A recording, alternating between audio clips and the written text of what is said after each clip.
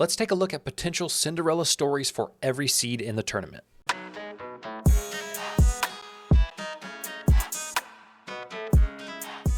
Welcome back to the Green Beans Go channel. It's your host, me, and the most exciting part of March Madness is the upset. So in this video, I'm going to walk you through the 16 through 9 seeds and tell you which upsets I like the most at every seed number. But before we talk upsets, I do have a free bracket pool that you can join. I'll link it right here and at the end of this video. It's completely free to enter, and I'm giving the ad revenue away from that video to the winner.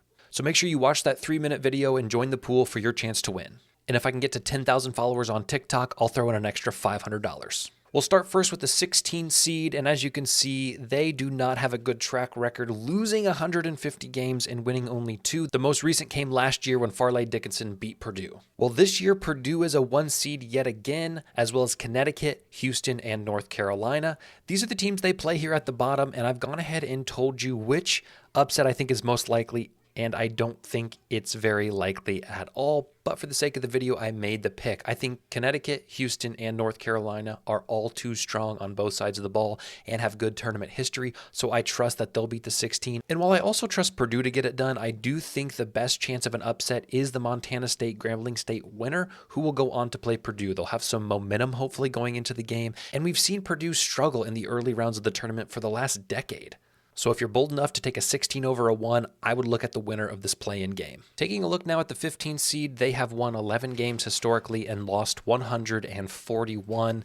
This year's 15 seeds are Long Beach State, Western Kentucky, South Dakota State, and St. Peter's, and they play Tennessee, Arizona, Marquette, and Iowa State. Simply put, I think Iowa State is too strong, having just won their conference tournament, beating Houston, the #1 team in the country, so I cannot see them losing. Marquette played a really tough schedule all year, and I think they will come in prepared and hungry, knowing that they can gain some momentum back that they maybe lost at the end of the year. Arizona plays way too fast and scores way too many points for Long Beach State, which doesn't shoot that many threes, so I don't think they have a chance either. Your best bet right now, I believe, is St. Peter's. Do I think they'll beat Tennessee? No. But do I think they have the best chance of the 15 seeds? Yes. They have a little bit of tournament experience, having upset Purdue a few years back, so why not take down a struggling Tennessee team? 14 seeds have won 22 games in the NCAA tournament, and this year your 14 seeds are Oakland, Akron, Morehead State, and Colgate. They'll play Baylor, Creighton, Kentucky, and Illinois. We saw Illinois win the Big Ten title looking fantastic. We see Creighton having one of the best adjusted offensive and defensive efficiencies with tournament experience, so I don't think they'll lose. Kentucky is a pick to come out of this region for a lot of brackets anyway, and that leaves Baylor, who I am truly not high on, and I don't think they have an easy matchup with Colgate. Colgate is a team that keeps a lot of bodies running in and out. They shoot a lot of threes, they hit a lot of threes, and they play good defense, and I think of these matchups, Colgate is your best chance for a 14 to upset a 3. 13 seeds have won 32 games in March Madness and lost 120, and I like two 13 seeds. Vermont, Yale, Samford, and Charleston will play Duke, Kansas, Auburn, and Alabama, and you can see here, Vermont and Charleston are my picks. I think Alabama is struggling right now, and they have struggled as of late. Charleston is a team that is balanced, that has a lot of leadership, a lot of experience, and I think they can take advantage of an Alabama team that's been somewhat inconsistent down the stretch. And Duke, I am just really not sold on Duke. An early exit from the ACC tournament, not looking good, and Vermont puts up a lot of points and has won like a jillion straight. So I think they're coming in with a lot of confidence, and I really like Vermont to upset Duke. I will probably have that in my bracket. Charleston, we'll see how I feel come the time of lock. Kansas, I know, is a big spot that a lot of people are looking to target, so they're taking Samford over Kansas, but I think there's a little bit of fear about the injuries that Kansas has, and I think it's a little bit overblown. I think Hunter Dickinson and the guard that is injured right now will both play. McCullers, I believe, will both play, so I think Kansas will be at full strength, and I'm not worried about them taking down Samford. The 12 seed upset, everybody's favorite pick, 53 wins, 99 losses, and this year's 12 seeds are Grand Canyon, James Madison, McNeese State, and UAB. And the problem is I like a lot of these 5 seeds. I think St. Mary's is really strong this year, and I think Wisconsin is also really strong and peaking at the right time, getting to the Big Ten final, and just barely losing to Illinois.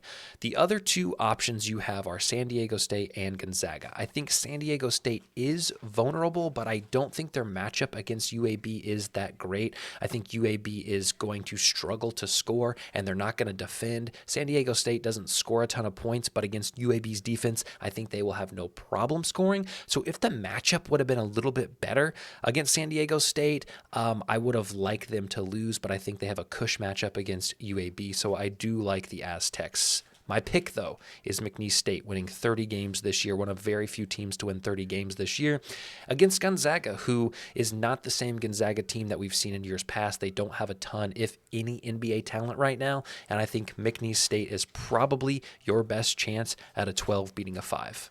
Now we're getting into the range where, can you even call it an upset? 11 seeds have lost 94 but won 58, and this year's 11 seeds, I'm just going to tell you, I like them all. I would not be shocked if on Saturday morning you wake up and no 6 seeds are left. New Mexico, Oregon, NC State, and Duquesne are all your 11 seed options. They're playing BYU, Clemson, Texas Tech, and South Carolina. I think Oregon could beat South Carolina, but I'm not going with it just because I know South Carolina has looked good as of late. New Mexico, though, is my pick to take down Clemson. This is a New Mexico team that just won their conference, beating San Diego State, and is playing well. And I just think that Clemson started the year really hot, but has certainly cooled off. BYU is also an interesting one. They have a lot of great wins, and they don't have a ton of horrible losses, so that makes me nervous to pick Duquesne over them, although we did see Duquesne win their conference tournament. NC State kind of got a crazy, lucky berth into this tournament, but I think they have a bad draw. I think Texas Tech will be able to take care of business in that one. So while I do think any of these 11s have a chance to win, my pick would be New Mexico. Looking at the 10 seed, they have 59 wins and 92 losses. Here are your matchups, and I'm actually taking 2 10 seeds in this one. Florida, Washington State, Texas, and Dayton are all your 7 seeds, and I think all but Florida are pretty vulnerable in this tournament. I really like what Florida has done as of late, although they did just get destroyed by Auburn in the SEC final. Nevada is kind of a slept-on team, but they have a really good record against top 25 teams this year, and they play Dayton, who we know has kind of started falling off towards the end of the year. So you get a team with a ton of momentum, having great wins this year, facing a team that's struggling in Dayton. I like the Wolfpack. Virginia and Colorado State will play Tuesday or Wednesday. I can't remember which one. I like Colorado State to beat Virginia, and then I like them to go on and beat Texas. Not too fond of this Texas team this year. They have 1 or 2 guys that can really score the ball, but I think Colorado State will be able to neutralize that. They'll come in motivated, hopefully come in with momentum.